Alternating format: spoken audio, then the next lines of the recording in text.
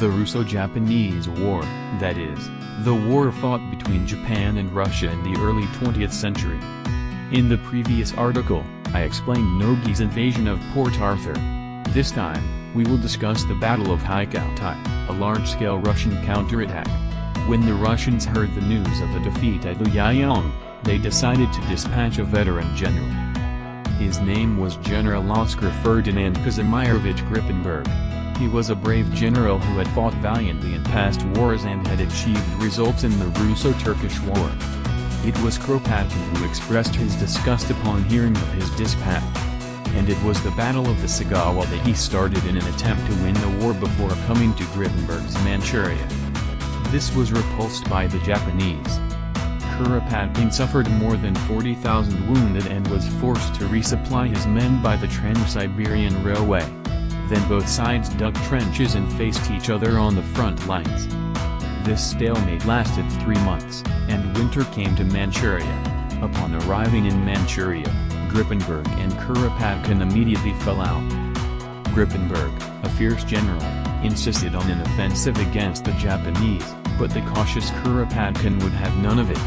Prior to his arrival, Grippenberg had been told that he could command half of the army, but Kropotkin, in order to show that he was the general-in-chief, gave Grippenberg command of only 1/3 of the total force. Kropotkin ordered Lieutenant General Pavel Ivanovich Mischenko of the cavalry to conduct a reconnaissance of the Japanese forces. The cavalry led by Mischenko was so large that it could hardly be called a reconnaissance, totaling 10,000 men. The main purpose of this reconnaissance was to raid Japanese supply depots and attack the already meager supply of the Japanese army. The second was to inspect the enemy situation of the Japanese forces. This reconnaissance trip was called Mischenko's 8 days. Although Mischenko was unable to attack the Japanese supply centers, he did make a detailed study of the enemy situation in the Japanese army. This inspection of the enemy revealed that there was a big hole in the Japanese army. The center of the opposing Japanese forces was the 2nd Army led by Oku and the 4th Army led by Notsu, which were naturally thickly defended. On the east side was Kuroki of the 1st Army.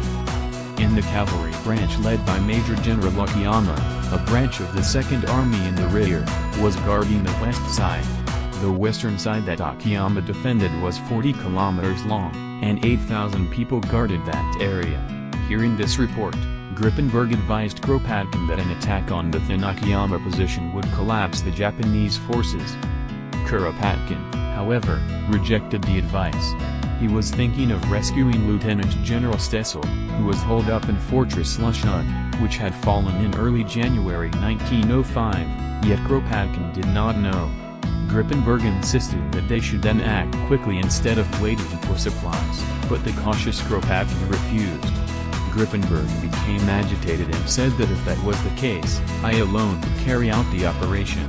Kropotkin responded by saying, "Then do as you please, I will not touch it, and I will not take responsibility."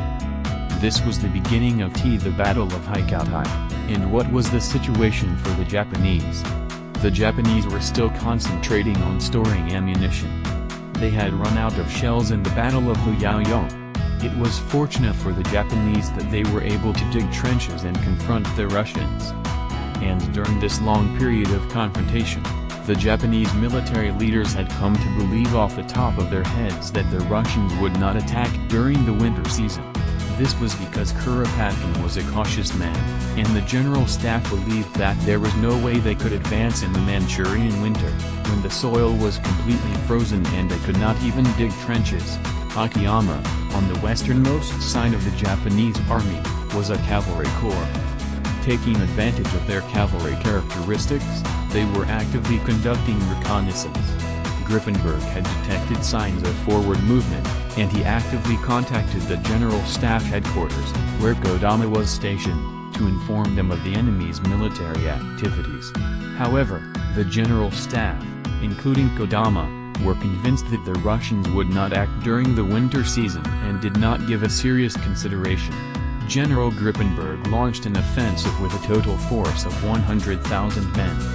On the 22nd, when Akiyama's 2nd Cavalry Brigade was almost completely destroyed, Kodama still did not change his mind that it was a forced reconnaissance, and only sent the 8th Division led by Lieutenant General Tatami to support the attack. The enemy went on the offensive, and Akiyama immediately sensed that this was not an ordinary situation.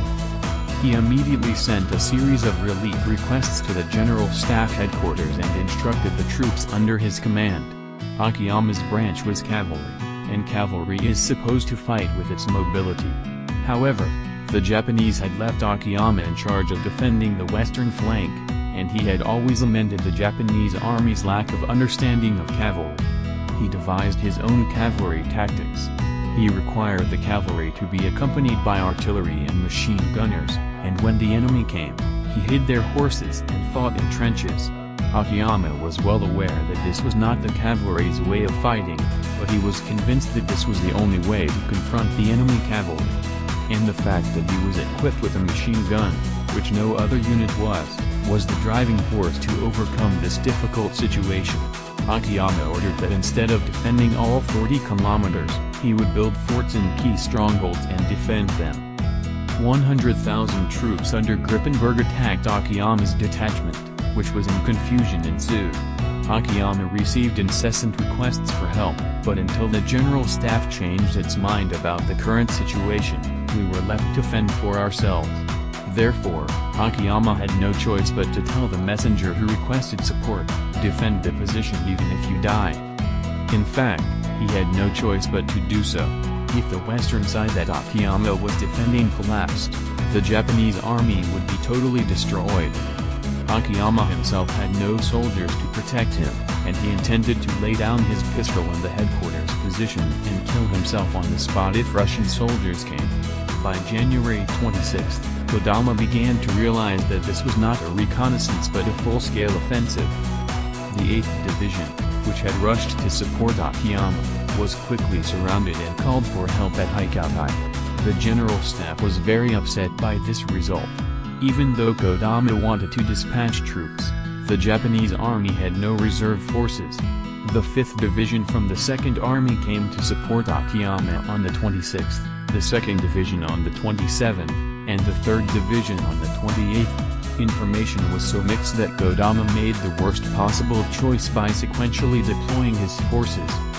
The General Staff Headquarters was plunged into a state of confusion the likes of which had never been seen before. Seeing this, Commander-in-Chief Iwao, who until now had no say in the operation, felt that it was time for me to step up and take command of the army. The soldiers in the field fought hard to make up for this mismanagement by the top brass. The 3 divisions that came in support from the 2nd Army fought hard and gradually began to push back the Russians. On the 28th, the Russians launched a night attack, which was repulsed. Then, on the 29th, Kuropatkin suddenly ordered all troops to retreat. With this retreat, the Japanese forces defended Heikoutai. The Russians had 100,000 troops and 10,000 casualties, while the Japanese had 53,000 troops and 9,300 casualties. The Russians still had 90,000 intact soldiers. There was still strength left in the Russian army. Why did Kuropatkin order a retreat? The theory whispered at the time was that Kuropatkin thought his position was in jeopardy if Grippenberg continued to be successful. In fact, one more push in Grippenberg would have defeated Akiyama, and the Japanese forces would have been totally destroyed. In Kuropatkin's favor, it can be argued that Kuropatkin, upon learning the news of the fall of Port Arthur, was alarmed that Nogi's Third Army was moving northward too quickly. In fact, after the fall of Port Arthur, Nogi gave his troops little rest and marched them in the bitter cold of -30°C at night, hurrying to Mukden where Oyama was. Nevertheless, Kuropatkin could have dealt with Nogi with the forces he possessed. It is more natural to assume that he was afraid of giving credit to Grippenberg. Anyway, the Russians retreated, and Grippenberg resigned his post and returned to Moscow, citing illness. After receiving words of gratitude from the emperor, Grippenberg said that if I had been allowed to have full military authority, I would have won a complete victory over Japan. Akiyama's machine gun played a major role in this battle. It made up for the difference in force of more than 5 times. Reports written by military officers from various countries emphasized the importance of machine guns. However, the military leaders of each country did not face this fact as an exception in the Far East. This was one of the reasons why, in the early stages of World War I, they foolishly launched assault attacks in front of machine guns and noticed the mountains of corpses. From this point on, the Russians lost control of the war, which contributed to the widespread feeling of war weariness in the country. In the next article, I will explain the Japanese intelligence warfare that induced the mood of war weariness in Russia.